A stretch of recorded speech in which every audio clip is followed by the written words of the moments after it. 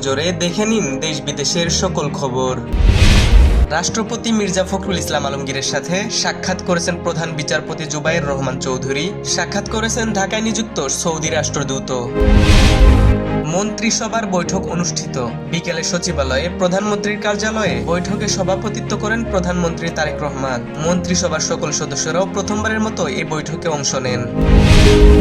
বিএনপির নাম ভাঙিয়ে অনৈতিক কর্মকাণ্ডে জড়িতদের বিরুদ্ধে ব্যবস্থা নেওয়া হচ্ছে, জানিয়েছেন দলের ভারপ্রাপ্ত মহাসচিব রুহুল কবির রিজভী।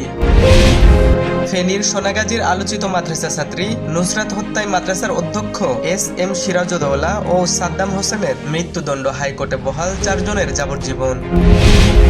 বাণিজ্য মন্ত্রী খন্দকার আব্দুল মুক্তাদিরের সঙ্গে ভারতীয় হাইকমিশনার দীনেশ ত্রিপাঠীর বৈঠক। রাজনৈতিক টানাপোড়েনের মধ্যেও অর্থনীতিকে এগিয়ে নেওয়ার প্রত্যয়।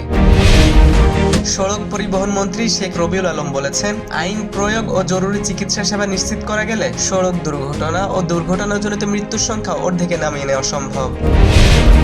আইন, বিচার ও সংসদ বিষয়ক মন্ত্রী আসাদুজ্জামান বলেছেন, রাতারাতি সবকিছু পরিবর্তন সম্ভব নয়, সরকার জুলাই সনদের পথেই হাঁটতে চায়। প্রধানমন্ত্রীর প্রতিরক্ষা উপদেষ্টা ডাক্তার এ.কে.এম. শামসুল ইসলাম বলেছেন, অতীত অভিজ্ঞতা ও বর্তমান বাস্তবতা বিবেচনায় নিয়ে রোহিঙ্গা সংকট মোকাবেলায় কৌশল পুনর্বিন্যাস করছে সরকার। গণভোট বাস্তবায়নে সরকারকে বিন্দুমাত্র ছাড় দেওয়া হবে না, বলেছেন জামায়াতের সেক্রেটারি জেনারেল মিয়া গোলাম পরোয়ার।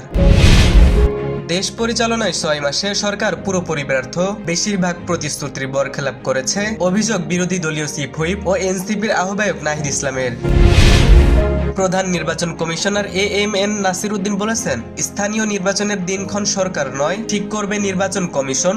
সোমবার এক কর্মশালায় একথা জানান সিএসি। সরকারের দেয়া প্রতিশ্রুতিগুলো পূরণ না হওয়ায় পুরো ভারত জুড়ে আবারও আন্দোলনে নামার হুঁশিয়ারি দিয়েছে ককরোচ জনতা পার্টি সিজেপি।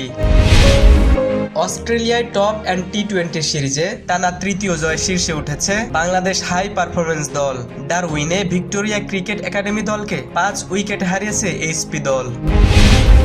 আগামী অক্টোবরে 5 বা 6 তারিখে বাংলাদেশের বিপক্ষে ঢাকায় ম্যাচ খেলতেছেন ব্রাজিল ফুটবল দল। বাফুফেকে এই প্রস্তাব দিয়েছেন ব্রাজিল ফুটবল কনফেডারেশন সিবিএফ।